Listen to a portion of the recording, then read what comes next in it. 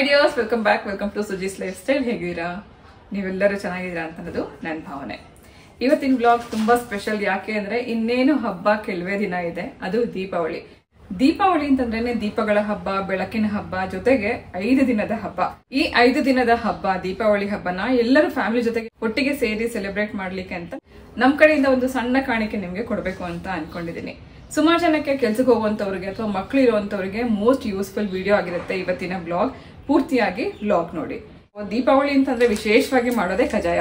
ಕಜಾಯ ಮಾಡೋದಕ್ಕೆ ಸುಮಾರು 2 ದಿನ ಅಥವಾ 3 ದಿನ ಟೈಮ್ ಖಂಡಿತ ಹಿಡಿಯುತ್ತೆ. ಅಕ್ಕಿ ನೆನೆಸ್ಬೇಕು, ಮತ್ತೆ ಅದನ್ನ ಮಿಲ್ ಮಾಡಿಸ್ಬೇಕು, ಪಾಕ ತೆಗಿಬೇಕು, 1 ದಿನ ಬಿಡಬೇಕು, ನಂತರನೇ ಕಜಾಯ ಮಾಡೋದು. ಅಂತ ಟೈಮಲ್ಲೂ ಕೆಲವರಿಗೆ ಪಾಕ ಹಾಳಾಗುತ್ತೆ.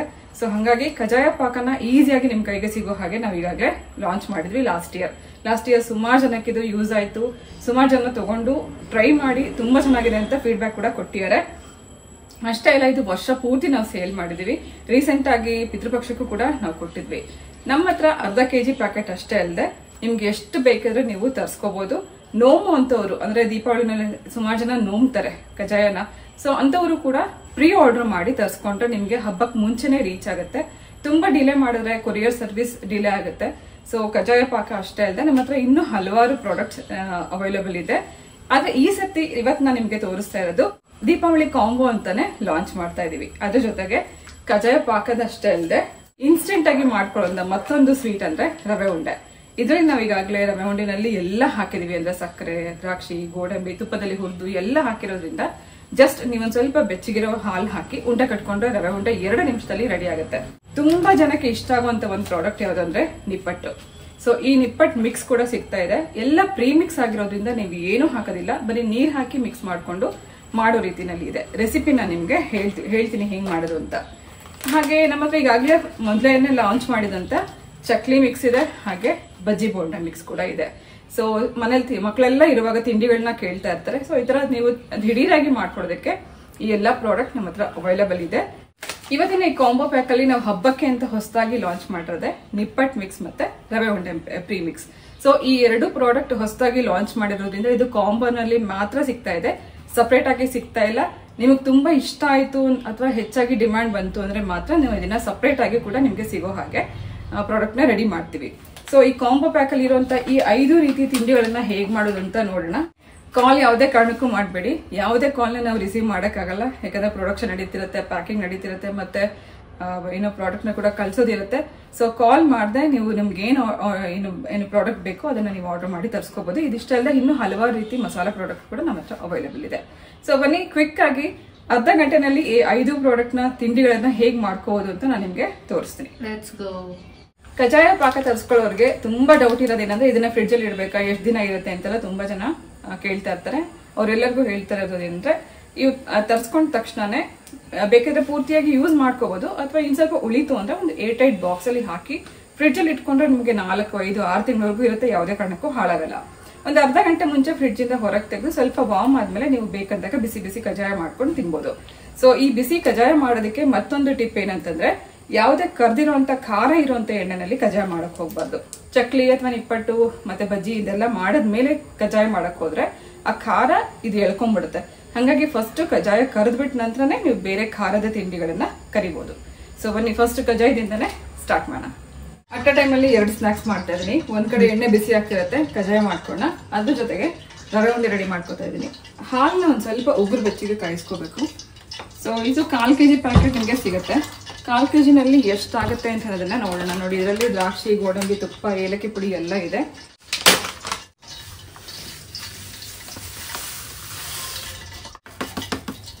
ರವೆ ಉಂಡೆ ಮಿಕ್ಸ್ ಹಾಕೊಂಡಿದ್ದೀನಿ. ಇದ್ರ ಜೊತೆಗೆ 1 ಸ್ಪೂನ್ ತುಪ್ಪ ಹಾಕೋಣ. ತುಪ್ಪ ನೀವು ಬಿಸಿ ಮಾಡಿ ಬೇಕಾದ್ರೆ ಹಾಕೋಬಹುದು ಅಥವಾ ಹೀಗೆ ಹಾಕೋಬಹುದು.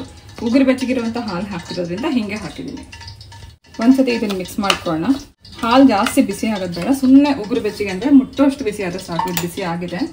ಸ್ವಲ್ಪನೇ ಹಾಲು ಹಾಕೊಂಡು ಇದನ್ನ ಮಿಕ್ಸ್ ಮಾಡ್ಕೋಬೇಕು. ಒಂದು 2 ಸ್ಪೂನ್ ಹಾಕೊಂಡು ಮಿಕ್ಸ್ ಮಾಡ್ಕೊಳ್ಳಿ. ಇಲ್ಲ ಅಂತಂದ್ರೆ ಜಾಸ್ತಿ ತೆಳ್ಳಗಾಗ್ಬಿಟ್ರೆ ರವೆ ಉಂಡೆ ಕೂಡ ಮೆತ್ತಗಾಗ್ಬಿಡುತ್ತೆ.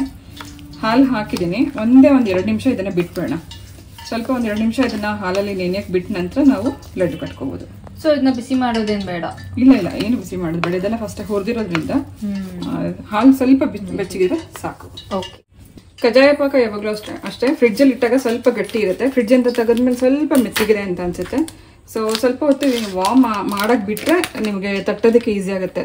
ನೋಡಿ ಎಷ್ಟು ಕರೆಕ್ಟಾಗಿದೆ, ರೆಡಿ ಇದೆ. ಈ ರೀತಿ ಇರಬೇಕು. ನೀವು ಇಷ್ಟು ತೆಳ್ಳಗಿದ್ರೆ ಮಾತ್ರ ನೀವು ತಟ್ಟಕ್ಕೆ ಈಸಿ ಆಗುತ್ತೆ. ತುಂಬ ಗಟ್ಟಿ ಆದ್ರೂ ಚೆನ್ನಾಗಿ ಬರಲ್ಲ. ಒಂದು ಪಾಲಿಥಿನ್ ಶೀಟ್ ಮೇಲಾಗಲಿ ಅಥವಾ ಎಲೆ ಮೇಲಾಗಲಿ ಇದನ್ನು ತಟ್ಕೋಬೋದು. ನಾನು ಇದನ್ನು ತುಪ್ಪದ ಕವರ್ನ ಉಪಯೋಗಿಸ್ಕೊತಾ ಇದ್ದೀನಿ. ಸೊ ಎಲ್ಲರಿಗೂ ಡೌಟ್ ಇರುತ್ತೆ 500 ಗ್ರಾಮ್ ಕಜ್ಜಾಯ ಪಾಕದಲ್ಲಿ ಎಷ್ಟು ಕಜ್ಜಾಯ ಮಾಡ್ಬೋದು ಅಂತ. ನಾನು ಇವಾಗ ತೋರಿಸುವಂತ ಸೈಜಲ್ಲಾದ್ರೆ ಮಿನಿಮಮ್ ಒಂದು 18 ಕಜ್ಜಾಯ ಮಾಡ್ಕೋಬಹುದು. ದೊಡ್ಡ ದೊಡ್ಡ ಕಜ್ಜಾಯ ಮಾಡ್ಕೊಂಡ್ರೆ ಒಂದು 14 ಅಥವಾ 15 ಆಗುತ್ತೆ. ಇವಾಗ ತೋರಿಸುವಂತ ಸೈಜ್ ಕೂಡ ಮೀಡಿಯಂ ಸೈಜ್. ನೋಡಿ ಈ ರೀತಿ ಉಂಡೆ ಮಾಡ್ಕೊಂಡು ಕೈಯಲ್ಲಿ ಹೀಗೇನೆ ಸುಮ್ಮನೆ ಲೈಟ್ ಆಗಿ ಪ್ರೆಸ್ ಮಾಡಿದ್ರೆ ಸಾಕು. ಸೊ ತುಂಬಾ ತೆಳ್ಳಗೆ ಮಾಡ್ಕೊಂಡ್ರೆ ಕೆಲವೊಮ್ಮೆ ಅದು ಓಪನ್ ಆಗ್ಬೋದು, ಅಥವಾ ಇಷ್ಟು ಥಿಕ್ನೆಸ್ ಇದ್ರೆ ಸಾಕು. ನೋಡಿ ಇಲ್ಲಿ ಈ ಥಿಕ್ನೆಸ್ ಇರಬೇಕು. ಪರ್ಫೆಕ್ಟ್ ಆಯ್ತಾ. ಕೆಲವ್ರು ಏನ್ ಮಾಡ್ತಾರೆ ಅಂದ್ರೆ ಮಧ್ಯದಲ್ಲಿ ಹೋಲ್ ಮಾಡ್ತಾರೆ, ಯಾಕಂದ್ರೆ ಒಳಗಡೆನೂ ಚೆನ್ನಾಗಿ ಬೇಯ್ಲಿ ಅಂತ. ಹೀಗಾದ್ರೂ ಮಾಡ್ಕೋಬಹುದು, ಹೀಗಾದ್ರೂ ಮಾಡ್ಕೋಬಹುದು. ಮಾಡುವಾಗ ಒಂದು ಮುಖ್ಯವಾಗಿ ಗಮನ ಹರಿಸಬೇಕಾಗಿರೋದು ಅಂದ್ರೆ ಇದನ್ನ ಹಿಂಡುವಾಗ, ಅಂದ್ರೆ ಎಣ್ಣೆನ ಸ್ಕ್ವೀಸ್ ಮಾಡುವಾಗ ಎಷ್ಟೋ ಸರ್ತಿ ಒಂದು ಆಕ್ಸಿಡೆಂಟ್ ಆಗಿರುತ್ತೆ. ಏನು ಅಲ್ಲಿನಲ್ಲಿ ಪ್ರೆಸ್ ಮಾಡ್ಬೇಕಾದ್ರೆ ಜಾರುತ್ತೆ, ಎಣ್ಣೆ ಹಾರುತ್ತೆ ಅಂತವ್ರಿಗೆ ಇದೊಂದು ಟಿಪ್ಸ್ ಏನಂತಂದ್ರೆ, ಈ ತರ ಎಲ್ಲರ ಹತ್ರನೂ ಇರುತ್ತೆ.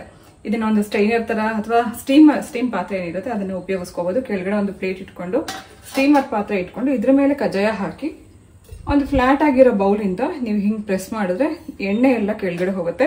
ಫ್ಲಾಟ್ ಆಗಿರೋದ್ರಿಂದ ಕಜ್ಜಾಯ ಶೇಪ್ ಕೂಡ ಇದರಲ್ಲಿ ಚೆನ್ನಾಗಿ ಬರುತ್ತೆ. ಎಕ್ಸ್ಟ್ರಾ ಎಣ್ಣೆನ ಸ್ಕ್ವೀಸ್ ಮಾಡೋದಕ್ಕೆ ಇದೊಂದು ಬೆಸ್ಟ್ ಟಿಪ್ಸ್. ಇದಲ್ಲದೆ ವುಡ್ಡಲ್ಲಿ ಕೂಡ ನಿಮ್ಗೆ ಆನ್ಲೈನ್ ಅಲ್ಲಿ ಅಮೆಝಾನ್ ಅಲ್ಲಿ ಕಜ್ಜಾಯ ಪ್ರೆಸರ್ ಅಂತಾನೆ ಸಿಗುತ್ತೆ. ಕಜ್ಜಾಯ ಪ್ರೆಸರ್ದು ಲಿಂಕ್ ನ ಡಿಸ್ಕ್ರಿಪ್ಷನ್ ಬಾಕ್ಸ್ ಅಲ್ಲೂ ಹಾಕಿರ್ತೀನಿ, ಚೆಕ್ ಮಾಡಿ. ಕಜ್ಜಾಯ ಮಾಡುವಾಗ ಒಂದು ಕಜ್ಜಾಯ ಹಾಕಿ ಅದು ಸ್ವಲ್ಪ ಮೇಲ್ ಬಂದ ಮೇಲೆ ಇನ್ನೊಂದು ಕಜ್ಜಾಯ ಹಾಕಬೇಕು. ಒಟ್ಟೊಟ್ಟಿಗೆ 2-3 ಹಾಕಿದ್ರೆ ಏನಾಗುತ್ತೆ ಅಂದ್ರೆ ಒಂದಕ್ಕೊಂದಕ್ಕೆ ಅಂಟ್ಕೊಂಡ್ಬಿಡುತ್ತೆ. ನೋಡಿ ಇದು ಬೆಂದು ಸ್ವಲ್ಪ ಮೇಲ್ ಬಂದ ಮೇಲೆ ಇನ್ನೊಂದು ಹಾಕೋಣ. ಸ್ವಲ್ಪ ಅದು ಗೋಲ್ಡನ್ ಬ್ರೌನ್ ಆದ್ಮೇಲೆ ತೆಗೆದು ಎಣ್ಣೆ ಸ್ಕ್ವೀಸ್ ಮಾಡ್ಕೋಣ. ಕಜ್ಜಾಯ ಮಾಡೋದು ತುಂಬಾ ಜನಕ್ಕೆ ಎಕ್ಸ್ಪೀರಿಯನ್ಸ್ ಇರೋರಿಗೆ ಮಾತ್ರನೇ.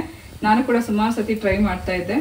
ಈಗ ನನಗೆ ಆಶ್ಚರ್ಯ ಆಗುತ್ತೆ ನಾನು ಇಷ್ಟೊಂದು ಕ್ವಾಂಟಿಟಿನಲ್ಲಿ ಇಷ್ಟೊಂದು ಕಜ್ಜಾಯ ಮಾಡ್ತಾ ಇದೀನಿ ಅಂತ. ಯಾಕಂದ್ರೆ ಮೊದ್ಲೆಲ್ಲ ಒಂದೊಂದು ಲೋಟ ಹಾಕಿ ಟ್ರೈ ಮಾಡ್ತಾ ಇದ್ದೆ. ನೋಡಿ ಇಷ್ಟಾದ್ರೆ ಸಾಕು.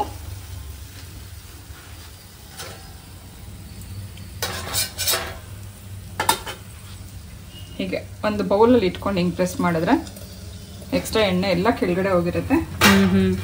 ಈ ರೀತಿ ನೀವು ಸರ್ವ್ ಮಾಡ್ಬೋದು. ನೈಸ್. ಗಮ್ಮಂತಿದೆ.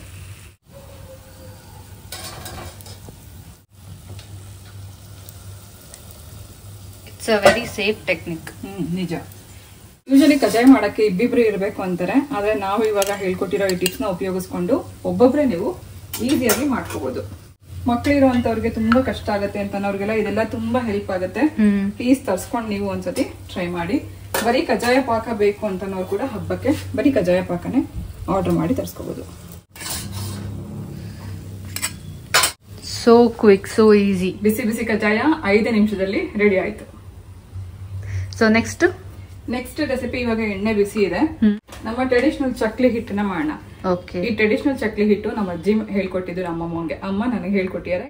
ಟ್ರೆಡಿಷನಲ್ ಚಕ್ಲಿ ಹಿಟ್ಟು ಅಂತಂದ್ರೆ ಇದರಲ್ಲಿ ಕಡಲೆಬೇಳೆ ಮತ್ತೆ ಅಕ್ಕಿ, ಮೆಣಸಿನಕಾಯಿ ಮತ್ತೆ ಉದ್ದಿನಬೇಳೆ ಇದೆಲ್ಲ ಬ್ಲೆಂಡ್ ಆಗಿರುವಂತ ಚಕ್ಲಿ ಹಿಟ್ಟು. ಟೇಸ್ಟ್ ತುಂಬಾ ಚೆನ್ನಾಗಿರುತ್ತೆ.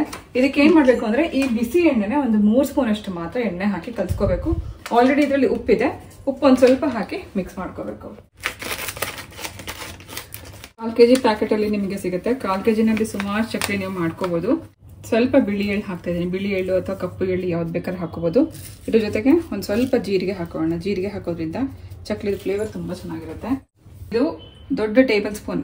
ಈ ಟೇಬಲ್ ಸ್ಪೂನ್ ಅಲ್ಲಿ 3 ಟೇಬಲ್ ಸ್ಪೂನ್ ಅಷ್ಟು ಎಣ್ಣೆ ಹಾಕ್ತಾ ಇದ್ದೀನಿ. ಸ್ವಲ್ಪ ಬಿಸಿ ಎಣ್ಣೆ ಹಾಕೊಂಡ್ರೆ ಕ್ರಿಸ್ಪಿನೆಸ್ ನಿಮಗೆ ಚೆನ್ನಾಗಿ ಬರುತ್ತೆ. ನಾವು ಸ್ವಲ್ಪ ಉಪ್ಪು ಹಾಕಿರ್ತೀವಿ. ನೀವು ನೋಡ್ಕೊಂಡು ಟೇಸ್ಟ್ ಚೆಕ್ ಮಾಡ್ಕೊಂಡು ಹಾಕೋಬಹುದು. ಸ್ವಲ್ಪ ಉಪ್ಪು ಹಾಕಿ ಮಿಕ್ಸ್ ಮಾಡ್ಕೊಳ್ಳೋಣ. ಇದಕ್ಕೆ ಬಿಸಿ ನೀರು ಅಥವಾ ಬೆಚ್ಚಗಿರೋ ನೀರು ಅದೆಲ್ಲ ಏನು ಬೇಡ. ನಾರ್ಮಲ್ ನೀರು ಹಾಕಿನೇ ಹಿಟ್ಟನ್ನ ಕಲಸಿ ರೆಡಿ ಮಾಡ್ಕೋಬಹುದು.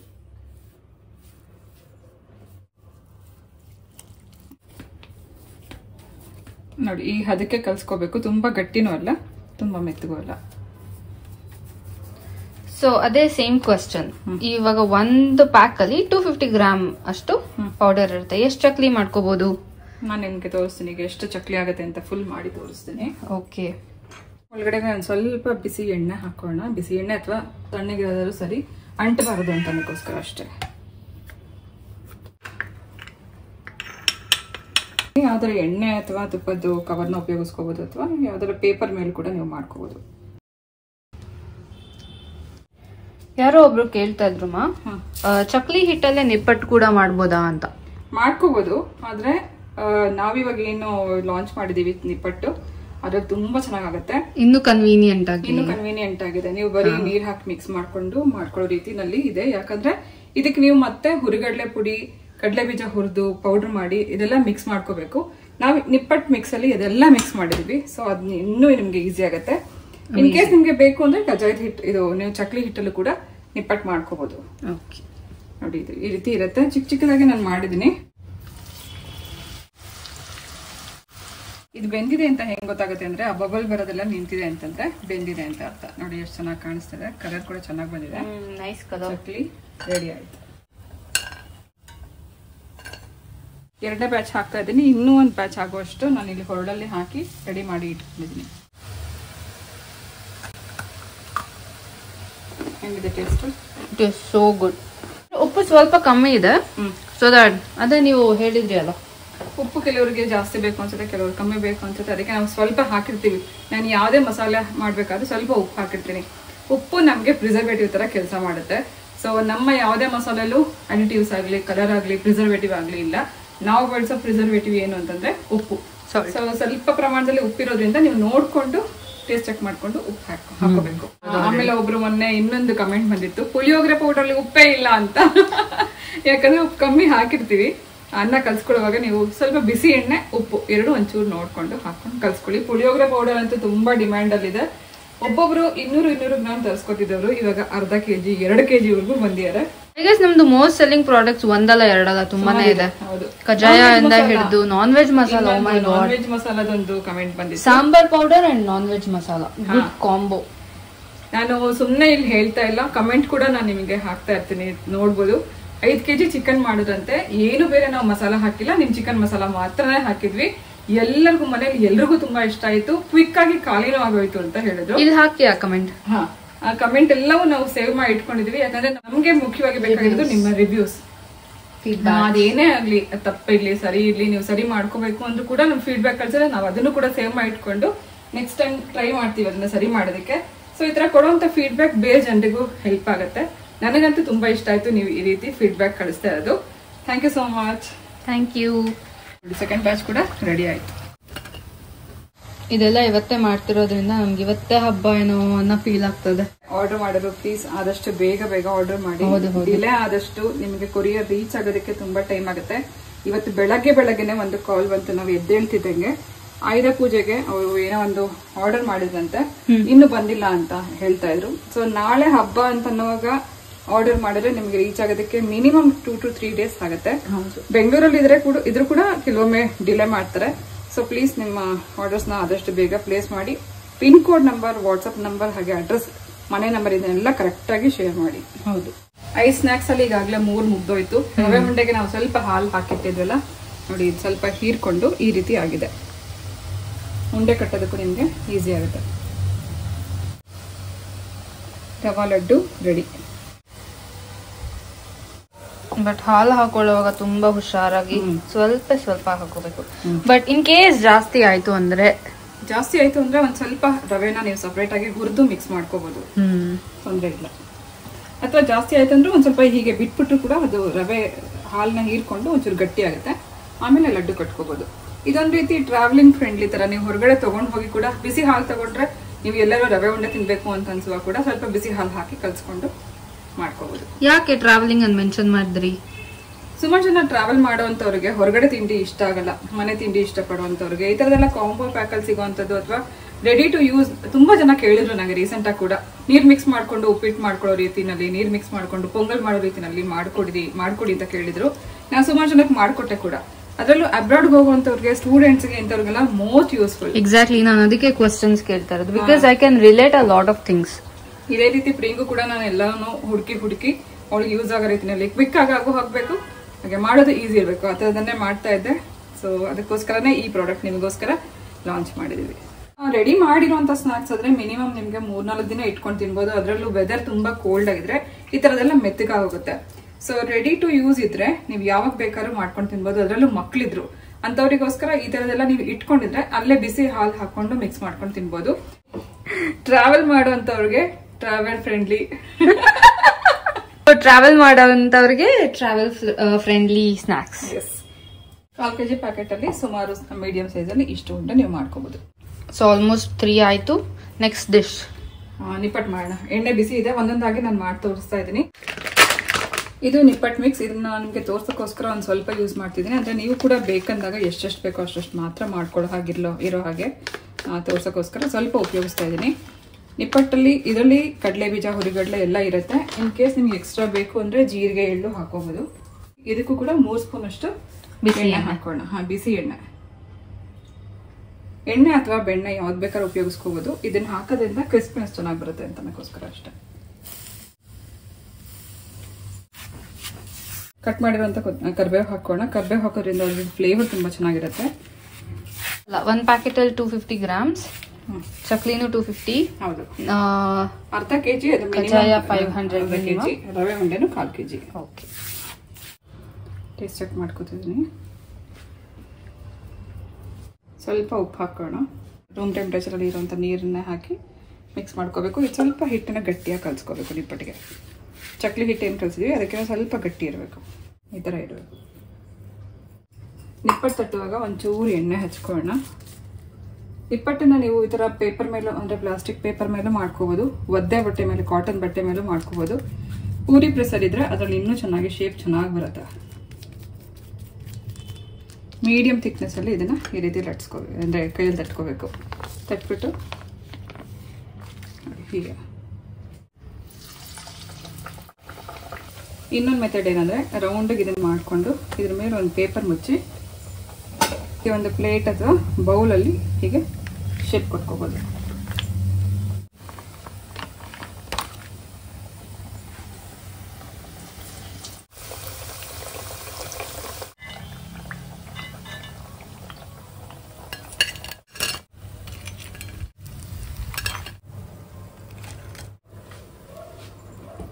ಬಿಸಿ ಬಿಸಿ ನಿಪ್ಪಟ್ಟು ರೆಡಿ ಆಗಿದೆ. ನಾನು ಇದನ್ನ ಅರ್ಧ ಮಾತ್ರ ಪ್ಯಾಕೆಟ್ ಓಪನ್ ಮಾಡಿ ತೋರಿಸಿದ್ದೀನಿ. ನೋಡಿ ಎಷ್ಟೊಂದಾಗಿದೆ ಅಂತ. ಈ ರೀತಿ ಎಷ್ಟು ಬೇಕೋ ಅಷ್ಟು ಮಾತ್ರ ನೀವು ಮಾಡ್ಕೋಬಹುದು. ಲಾಸ್ಟ್ ಏನಂತಂದ್ರೆ ಬಜ್ಜಿ. ಯಾವುದೇ ರೀತಿ ನೀವು ತರಕಾರಿ ಉಪಯೋಗಿಸ್ಕೊಂಡು ಮಾಡ್ಕೋಬಹುದು. ಆಲೂಗಡ್ಡೆ, ಈರುಳ್ಳಿ, ಕ್ಯಾಪ್ಸಿಕಮ್, ಮೊಟ್ಟೆ. ನೀವ್ ಯಾವ್ದು ಯೂಸ್ ಮಾಡ್ತಾ ಇದೀರಾ? ಇವತ್ತು ಕ್ಯಾಪ್ಸಿಕಮ್ ಹಾಕ್ತಾ ಇದೀವಿ. ಈ ರೀತಿ ಉದ್ದದಕ್ಕೆ ಕಟ್ ಮಾಡಿ ಇಟ್ಕೊಂಡಿದೀನಿ. ಒಳಗಡೆ ಬೀಜ ಎಲ್ಲ ತೆಗೆದು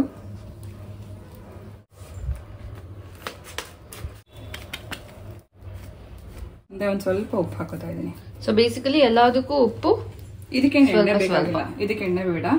ಉಪ್ಪು ಮಾತ್ರ ಒಂದ್ ಸ್ವಲ್ಪ ಹಾಕೊಂಡು ನೀರ್ ಹಾಕಿ ಕಲ್ಸ್ಕೋಬೇಕು. ತುಂಬಾ ಜಾಸ್ತಿ ತೆಳ್ಳಗೆ ಕಲ್ಸ್ಕೊಂಡ್ಬಿಟ್ರೆ ಇದಕ್ಕೆ ಬ್ಯಾಟರ್ ಅಂಟಲ್ಲ. ಚೆನ್ನಾಗಿ ಒತ್ತಿ ಹೀಗೆ ಕಲ್ಸ್ಕೊಂಡ್ರೆ ಆಯ್ತು. ಇವಾಗಲೇ ನೀವು ಉಪ್ಪು ಖಾರ ಟೇಸ್ಟ್ ಚೆಕ್ ಮಾಡ್ಕೋಬಹುದು. ಏನು ಇನ್ನೂ ನಿಮಗೆ ಖಾರ ಬೇಕು ಅನ್ಸಿದ್ರೆ ಸ್ವಲ್ಪ ರೆಡ್ ಚಿಲ್ಲಿ ಪೌಡರ್ ಹಾಕೋಬಹುದು. ಕ್ಯಾಪ್ಸಿಕಮ್ ಹಾಕ್ತಾ ಇದೀನಿ.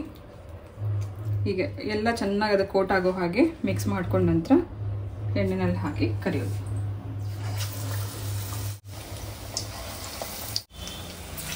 ಮೆಣಸಿನ್ಕಾಯಿ ಬಜ್ಜಿ ಮಾಡ್ಕೋಬೋದು. ಆಲೂಗಡ್ಡೆ, ಈರುಳ್ಳಿ, ಮೊಟ್ಟೆ ಈ ಥರ ಎಲ್ಲ ಇದರಲ್ಲಿ ಡಿಪ್ ಮಾಡಿ ಬೇಯಿಸ್ಕೊಂಡ್ರೆ ಬಜ್ಜಿ ರೆಡಿ. ನೋಡಿ ಎಷ್ಟು ಎಣ್ಣೆ ನಾನು ತಗೊಂಡಿದ್ದೆ ಅಷ್ಟೇ ಎಣ್ಣೆ ಇದೆ. ಯಾವುದೇ ಕಾರಣಕ್ಕೂ ಎಣ್ಣೆ ಇರಲ್ಲ. ಇದರಲ್ಲಿ ಯಾವುದ್ರಲ್ಲೂ ಸೋಡಾ ಇಲ್ಲ. ಸೊ ಚಕ್ಲಿ ಮಾಡಿದೀವಿ, ನಿಪ್ಪಟ್ಟು ಮಾಡಿದೀವಿ, ಕಜ್ಜಾಯ ಮಾಡಿದೀವಿ. ಹಾಗೆ ಈಗ ಬಜ್ಜಿನೂ ರೆಡಿ ಆಗಿದೆ. ಎಣ್ಣೆ ನೋಡಿ ಎಷ್ಟು ಹಾಕಿದ್ದು ಅಷ್ಟೇ ಇದೆ. ಟೆನ್ಷನ್ ಫ್ರೀ ದೀಪಾವಳಿ ಹಬ್ಬ ಸೆಲೆಬ್ರೇಟ್ ಮಾಡ್ಲಿಕ್ಕೆ ಈ ರೀತಿ ತಿಂಡಿಗಳ ಕಾಂಬೋ ಪ್ಯಾಕ್ ನಮ್ಮ ಹತ್ರ ಈಗ ಸಿಗ್ತಾ ಇದೆ. ಬೈಸುಜಿಯ combo Deepavali festival combo pack ನ ನೀವು ಒಂದ್ಸತಿ ತರಿಸ್ಕೊಂಡು ಟ್ರೈ ಮಾಡಿ ನೋಡಿ. 18ನೇ ತಾರೀಕಿಂದ ಹಬ್ಬ ಶುರುವಾಗುತ್ತೆ. 18ನೇ ತಾರೀಕು ಧನ್ತೆರಸ್ ಅಥವಾ ಧನತ್ರಯೋದಶಿ. ಆ ಹಬ್ಬಕ್ಕೆ 2 ದಿನ ಮುಂಚೆನೆ ಕೊರಿಯರ್ ಪಾರ್ಟ್ನರ್ಸ್ ಯಾರು ಬರಲ್ಲ. ಸೊ ಹಬ್ಬಕ್ಕೆ ಮುಂಚೆನೆ ಬೇಗ ಬೇಗ ಆರ್ಡರ್ ಮಾಡಿ ತರಿಸ್ಕೊಂಡು ಟ್ರೈ ಮಾಡಿ. ಆರ್ಡರ್ ಮಾಡಿ ತರಿಸ್ಕೊಂಡು ಟ್ರೈ ಮಾಡಿದ್ಮೇಲೆ ಇದೇ ರೀತಿ ನೀವು ಕೂಡ ನಮಗೆ ಫೋಟೋ ಶೇರ್ ಮಾಡಿ. ನಮ್ಮ ಇನ್ಸ್ಟಾಗ್ರಾಮ್ ಪೇಜ್ ಅಲ್ಲಿ ನಿಮ್ ಫೋಟೋನ ನಾವು ಕೂಡ ಶೇರ್ ಮಾಡ್ತೀವಿ. ಸೊ ಮಿಸ್ ಮಾಡದೆ ಆದಷ್ಟು ಬೇಗ ನೀವು ಕೂಡ ಟ್ರೈ ಮಾಡಿ ನೋಡಿ. ವಾಟ್ಸ್ಆಪ್ ನಂಬರ್ ಮೂಲಕ ಅಥವಾ ವೆಬ್ಸೈಟ್ ಮೂಲಕ ಆರ್ಡರ್ ಪ್ಲೇಸ್ ಮಾಡಿ. ನಮ್ಮ ಬೈಸುಜಿ ಟೀಮ್ ಕಡೆಯಿಂದ ನಿಮ್ಮೆಲ್ಲರಿಗೂ ದೀಪಾವಳಿ ಹಬ್ಬದ ಹಾರ್ದಿಕ ಶುಭಾಶಯಗಳು.